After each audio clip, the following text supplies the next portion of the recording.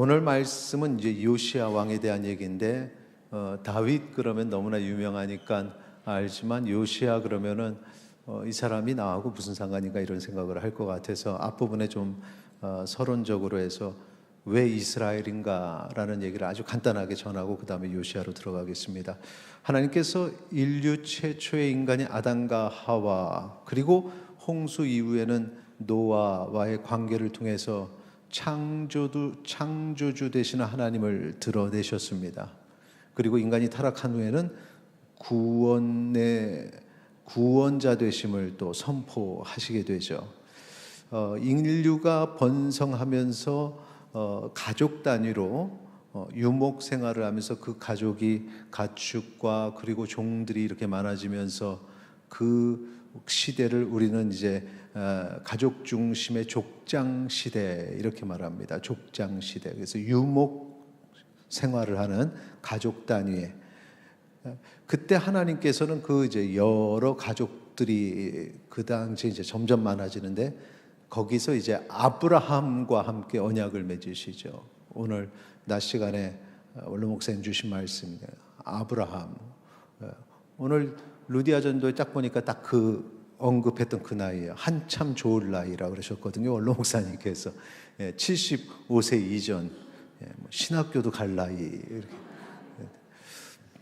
그래서 아브라함을 택하시고 그리고 아브라함과 이삭과 야곱에 이어지는 하나님의 약속이 그 집안에 이렇게 대를 내려오게 되고 그것이 이제 시간이 흘러감에 따라서 이스라엘 민족으로 확장되죠. 그래서 이스라엘 백성이 선민이다 그렇게 얘기를 합니다. 그런데 하나님은 그 혈연적 이스라엘만의 하나님은 아니시죠.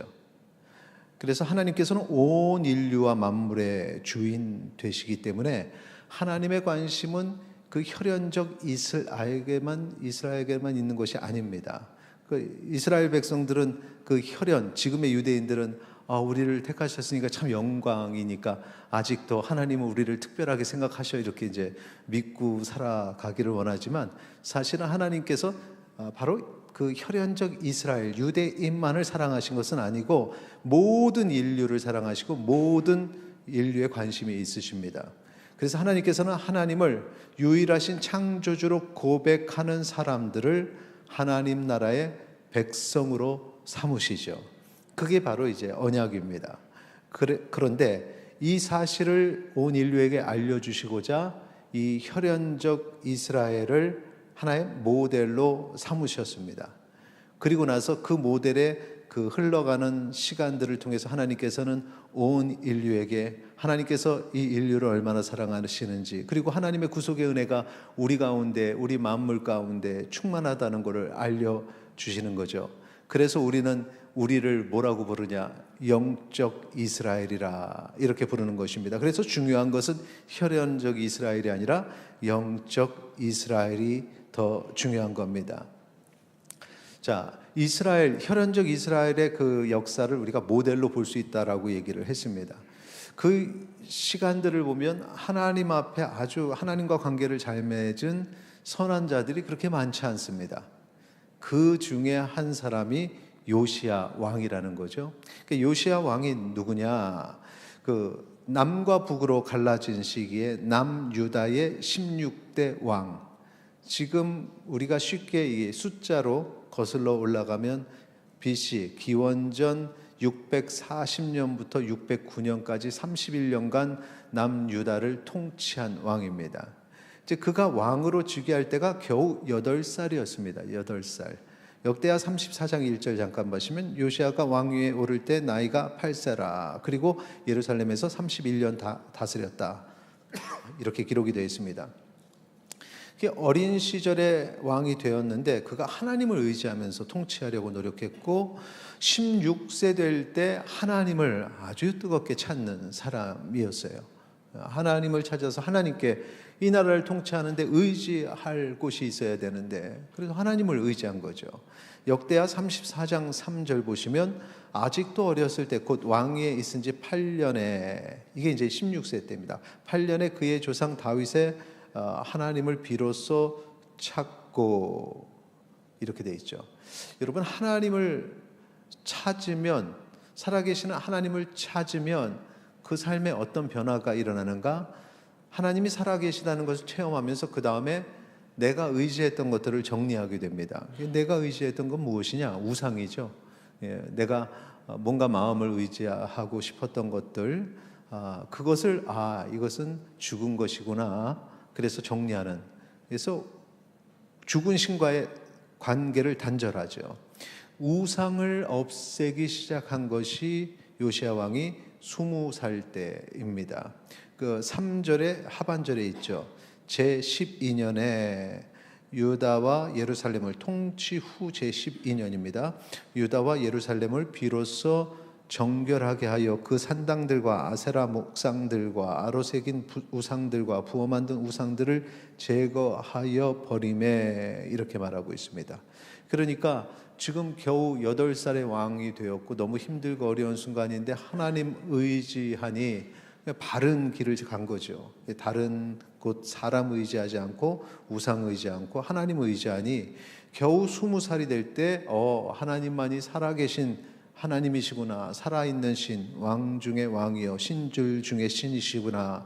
그래서 다른 것들을 정리하는, 우상들을 제거하는 이런 위대한 일을 겨우 20세 때 했다는 것입니다. 이걸 통해서 볼 때 우리는 하나님께서는 이렇게 준비된 사람에게 이 나이가 어려도 위대한 일을 하게 하시는구나. 여러분이 나이와 상관없이 하나님 앞에 쓰임받기를 소망합니다.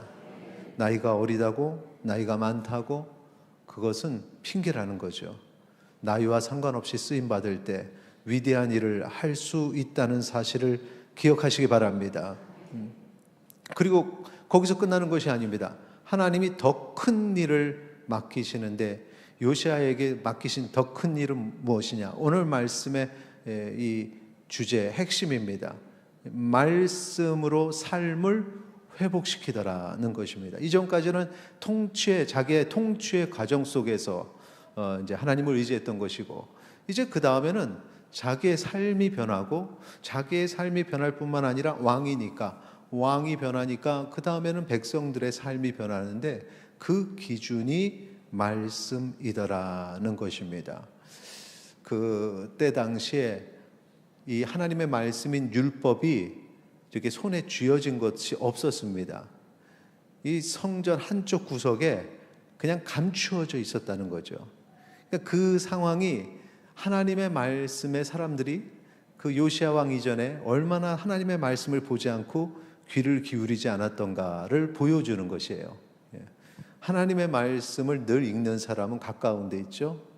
일주일에 한 번씩 찾는 사람은 어디 있나 해서 찾죠. 한 달 동안 찾지 않으면 어디 있는지 모릅니다. 똑같은 거죠.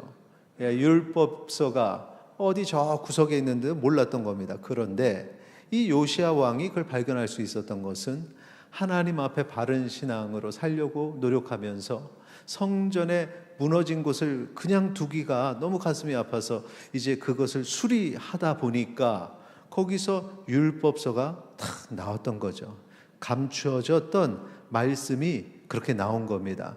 그게 우연이 아닙니다. 하나님께서 요시야 왕 됐다, 이를 통해서 내 말씀이 살아있음을 온 땅에 선포해야겠다, 그렇게 해서 그에게 나타내어 주신 줄 믿으시기 바랍니다.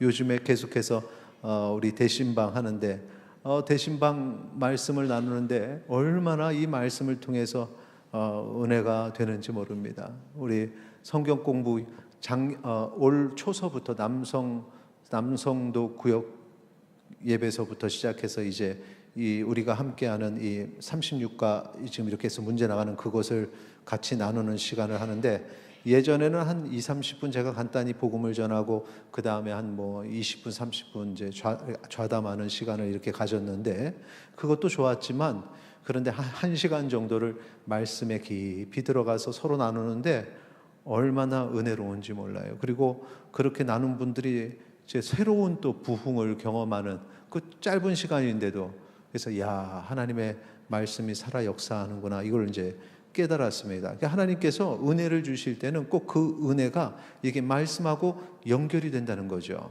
자, 요시아가 그걸 발견을 해서 신하가 그거를 요시아 왕 앞에서 읽는데 요시아의 반응, 어떤 반응을 했느냐? 열왕기하 22장 11절 우리 같이 읽겠습니다. 왕이 율법책의 말을 듣자 곧 그의 옷을 찢으니라. 예, 옷을 찢었다고 기록이 되어 있습니다. 이게 그 당시에 애통하는 표현이죠. 애통하는 자는 복이 있나니. 그 애통하면서 막 옷을 찢으면서 고통스러워했던 거죠. 왜 그런가? 그 다음에 13절에 보니까 이렇게 말합니다. 너희는 가서 나와 백성과 온 유다를 위하여 이 발견한 책의 말씀에 대하여 여호와께 물으라. 우리 조상들이 이 책의 말씀을 듣지 아니하며 이 책에 우리를 위하여 기록된 모든 것을 행하지 아니하였으므로 여호와께서 우리에게 내리신 진노가 크도다. 그전에는 말씀대로 살지 않은 걸 몰랐습니다. 그냥 그렇게 다 살아왔으니까. 그런데 하나님의 말씀이 귀에 들어오고 하나님의 말씀 성경 공부하면서 깨닫게 되고 하나님의 말씀을 읽다가 그것들이 눈에 들어오니 야, 내가 살아온 지난달이 얼마나 하나님 앞에 악한 모습이었는가. 그래서 그 진노하신 하나님 앞에 내가 심판을 당하겠구나. 이런 두려움이 왔던 것입니다. 그래서 여기서 지금 여호와께 물으라. 기도하라는 거죠. 기도하라는 거죠. 큰일 났구나. 어떻게 이런 일이 벌어지는가? 그 순간에 하나님의 말씀이 살아서 역사했다는 사실을 기억하시기 바랍니다. 히브리서 4장 12절 13절 말씀 같이 읽겠습니다. 하나님의 말씀은 살아있고 활력이 있어 좌우의 날선 어떤 검보다 예리하여 혼과 영과 및 관절과 골수를 찔러 쪼개기까지 하며 또 마음의 생각과 뜻을 판단하나니 지은 것이 하나도 그 앞에 나타나지 않음이 없고 우리의 결산을 받으시리에 눈앞에 만물이 벌거벗은 것 같이 드러나느니라. 아멘. 전에는 아담과 하와 죄를 지었는데 벗어도 벗은 거를 모르다가 이제 주님 앞에 자신들의 죄가 드러나니까 부끄러워지게 되는 거죠. 그리고 하나님의 눈을 피하게 되죠. 똑같습니다. 그냥 다 드러나는 거죠. 하나님의 말씀 앞에서. 요시아가 그 전에도 하나님 의지하고 하나님 붙잡고 산다고 했음에도 불구하고 이런 경험을 못했습니다. 그런데 비로소 하나님의 말씀을 보기 시작하니까 이 말씀으로 역사하니까 그 앞에서 깨어지는 역사가 있었던 것입니다. 우리에게는 일상이 되었는데 하나님의 말씀이 선포될 때 주일 낮 예배, 이 저녁 예배, 이 말씀이 여러분의 심령에 꽂혀서 눈물을 흘리는 성도님들이 그 눈물의 그 흘림이 어디서 왔는가? 하나님의 말씀이 역사해서 여러분에게 임한 줄 믿으시기 바랍니다. 전에 어떤 전국 선교사 대회에 갔는데 강사 목사님이 얘기저기 하다가 자신의 인생, 자신의 아버지의 이야기를 했는데 너무나 슬펐습니다. 그 얘기를 듣는 순간 저도 눈물이 나고 옆에 있는 선교사님도 우는데 집회 끝날 때까지 울었습니다. 저는 금방 정신을 차렸는데 그분은 정신을 못 차리고 끝까지 울어서 제가 그때 고민을 했습니다. 이 눈물의 의미가 무엇일까? 저 강사님의 아버지가 불쌍해서 우는 것일까? 생각해봐도 그거는 그 스토리가 너무 불쌍한 거예요. 슬픈 드라마 한 편 본 것 같습니다. 그런데 하나님의 말씀을 들을 때 눈물이 그렇게 난다. 그것은 전혀 다른 얘기죠. 울어야 될 이유를 우리는 알지 못하나 그 말씀이 나를 흔들어 두렵게 만들고 회개하게 만들고 그렇게 하나님 앞에 무릎 꿇게 만드니 이 하나님의 말씀이 살아있고 활력이 있어 좌우의 날선 어떤 검보다도 예리하여 나를 그 순간에 쪼갰다는 사실을 그 순간에 기억하시기를 축원합니다. 히브리서 지금 4장 12절 13절 하나님의 말씀이 그렇게 능력이 있다. 바로 그 앞에 어떤 말씀이 있냐? 4장 11절에 보면 그러므로 우리가 저 안식에 들어가기를 힘쓸지니 이는 누구든지 저 순종하지 아니하는 본에 빠지지 않게 하려 함이라. 안식에 들어가기를 힘쓰고 저 불순종한 새 속에 물결 속에 있지 않겠노라 사는데, 그런데 어느 순간에 나를 보니까 새 속에 물들어서 그냥 그것과 다를 바 없는 삶을 사는 나를 발견한 순간에 두려움이 오는 거죠. 야, 나 이러다가 천국에 갈 수 있을까? 이런 두려움이 오는 것입니다. 그럼 그 순간에 어떻게 해야 되느냐? 요시야에게 행하셨던 것처럼 말씀으로 삶이 회복되는 역사가 있기를 소망합니다. 지금부터 회복되면 됩니다. 하나님은 과거를 묻지 않으세요. 그래, 말씀으로 지금 내가 변화되는가 아닌가, 이게 중요하다는 거죠. 요시야가 그래서 이제 모든 백성을 부릅니다. 그리고 그 앞에서 말씀을 읽게 합니다.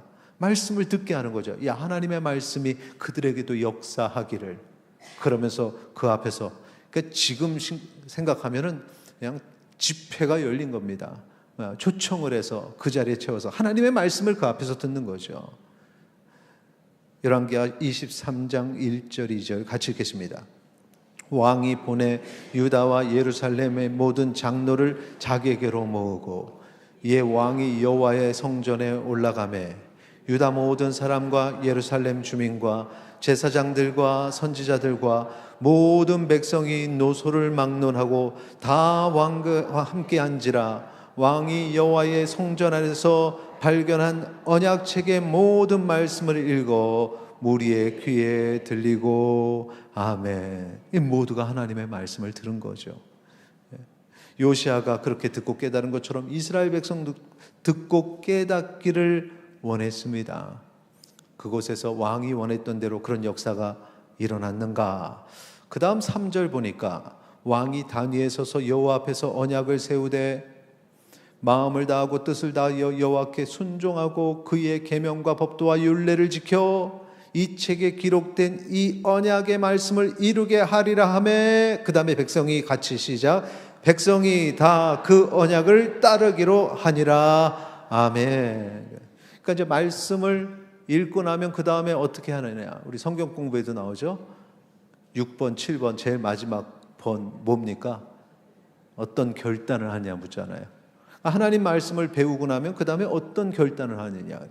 여기에 지금 언약을 세워서 마음과 뜻을 다해서 여호와께 순종하고 이 계명을 이 말씀대로 살겠습니다. 이 계명과 율례를 지키겠습니다. 하니까 백성이다. 거기서 아멘 한 거죠. 우리도 그렇게 하겠습니다. 그러니까 이 백성들이 다 거기서 은혜를 받은 겁니다. 이 짧게 기록이 됐지만 그 말씀이 선포되는 순간에 백성들이 얼마나 가슴을 치면서 울었을까요? 그 순간에 얼마나 이 말씀의 역사가 나타났을까요? 오늘날 우리가 그 가운데 있음을 믿으시기 바랍니다. 여러분이 그 시대에 그들이 가슴에 하나님의 말씀이 살아 역사하여 심령과 골수를 쪼개는 그 경험을 여러분도 이미 하고 있다는 사실이 얼마나 놀랍습니까? 그 주전 오래전의 시간에 이 주후 2000년이라는 시간이 흐른 이 시점에 하나님의 역사는 그 시대와 시간을 건너서 역사하고 우리와 함께 하고 계시다는 사실을 기억하시기 바랍니다. 그들이 이제 결단을 해서 딱 두 가지를 이제 실행을 하기 시작합니다. 첫째, 무엇이냐? 우상을 없앴습니다. 우상을. 열왕기하 23장 6절 7절 같이 읽겠습니다. 또 여호와의 성전에서 아세라 상을 내다가 예루살렘 바깥 기드론 시내로 가져다 거기에서 불사르고 빻아서 가루를 만들 그 가루를 평민의 묘지에 뿌리고 또 여호와의 성전 가운데 남창의 집을 헐었으니 그곳은 여인이 아세라를 위하여 휘장을 짜는 처소였더라. 아멘. 오늘 말씀 앞에 그 뒤에 계속해서 이 성전에 있는 우상들뿐만 아니라 각 처소 또 성읍에 있는 산당들, 그러니까 우상이 그냥 전국적으로 쫙 펼쳐져 있었습니다. 근데 그걸 다 걷었습니다. 그 얘기가 많이 나오는데 그 중에 핵심 6절 7절을 읽었는데 여기 보니까 지금 이 우상들을 다 부셔버리고 그 우상의 제단들 부셨는데 이게 보니까 여호와의 성전에서 아세라상을 내어왔답니다. 그러니까 주께 예배드리는 성전 안에 우상의 숭배의 처소가 된 겁니다. 그러니까 이 타락할 때 보면은 교회가 거룩한 주의 전으로 남아있느냐, 타락할 때는 그 안까지 이 세속의 물결이 다 들어온다는 겁니다. 근데 그것을 걸러냈다는 거죠. 심지어는 7절에 보면 여호와의 성전 가운데 남창의 집을 헐었다. 남창, 남자 프리스트가 되는 거죠. 우상 숭배를 하는 그런 우상의 제사장들, 이런 사람들이 있었는데 그 여자 신전에, 그 우상 신전에 여자들도 있어서 그렇게도 했는데 남자들도 그렇게 했대요. 그래서 그 당시에 우상 숭배의 그 예식을 이 성적인 행위하는 걸 그렇게 했었습니다. 그러니까 이게 지금 어디 있었냐? 성전 가운데서 그런 일을 했다니까. 타락해도 세상, 우리는 아직까지 그런 타락을 경험하지 못했습니다. 이렇게 타락한 것이 이스라엘 남유다라는 것입니다. 그러니 멸망하죠.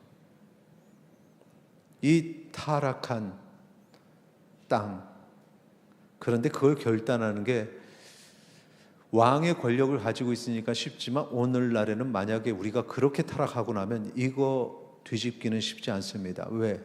한 사람이 그 왕으로서 명령을 내리고 순종하고 절대 그렇게 되질 않죠. 그래서 우리는 절대 이렇게 타락하면 안 됩니다. 우상을 없앴다. 오늘날 이 우상이 내게 어떻게 적용이 될까요? 살아계신 하나님 외에 내가 사랑하고 의지하는 것이 내게 우상이라는 거죠.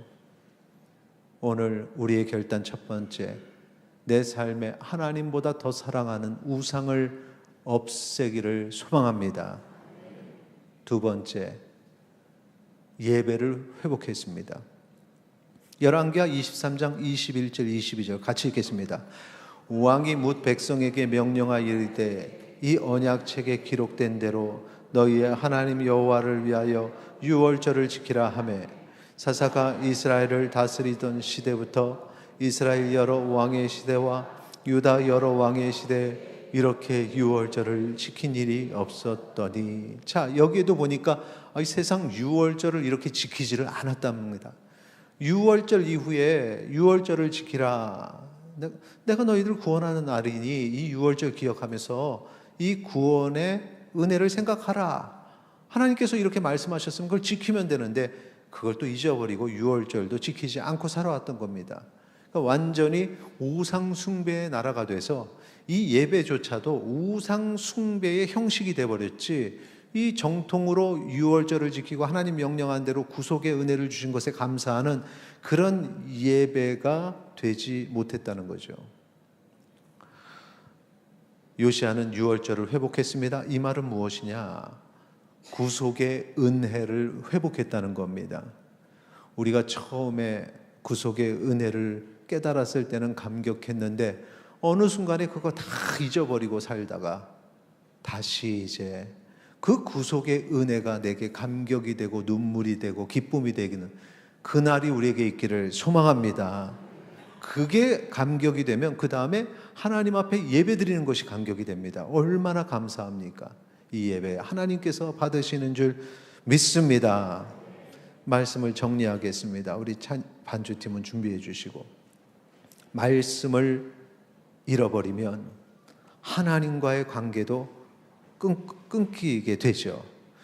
그래서 우리는 다시 시작할 때 무엇을 해야 되냐? 하나님과의 관계를 회복해야 됩니다. 그리고 말씀이 내 삶 속에 회복되기를 소망합니다. 말씀을 깨달으면 그 다음에는 결단을 해야 됩니다. 두 가지 결단 무엇이었습니까? 첫째, 이거 있을 거예요. 이거 없나요? 안 띄었나요? 첫째, 내가 하나님보다 더 사랑했던 우상을 버려야 돼요. 둘째, 받은 은혜를 기억하고 온전한 예배를 회복해야 돼요. 자, 줄여가지고 그걸 기억하자. 우상을 없애고 예배를 회복하라. 같이 한번 따라하겠습니다. 우상을 없애고 예배를 회복하라. 그렇게 우리 결단하시기를 바랍니다. 이 일이 어디에서부터 시작되는가? 하나님의 말씀. 열왕기하 23장 25절에 보면 이 일을 행한 요시야를 이렇게 기록으로 남겼습니다. 요시야와 같이 마음을 다하며 뜻을 다하며 힘을 다하여 모세의 모든 율법을 따라 여호와께로 돌이킨 왕은 요시야 전에도 없었고 후에도 그와 같은 자가 없었더라. 요시야가 어떻게 이렇게 변했죠? 하나님의 말씀을 발견했기 때문에. 오늘 우리의 삶 속에 하나님의 말씀을 발견하기를 소망합니다. 이게 지루한 이야기가 아니라 어느 날 갑자기 그냥 내 머리를 툭 하고 때리는, 야, 정말 이 말씀이 살아있구나. 이것이 깨달아지기를 소망합니다. 우리 찬양하기 전에 시편 19편 7절 8절 같이 선포하고 같이 찬양하겠습니다. 푸른 마르고 같이 읽겠습니다. 7절, 여호와의 율법은 완전하여 영혼을 소성시키며 여호와의 증거는 확실하여 우둔한 자를 지혜롭게 하며 여호와의 교훈은 정직하여 마음을 기쁘게 하고 여호와의 계명은 순결하여 눈을 밝게 하시도다. 아멘.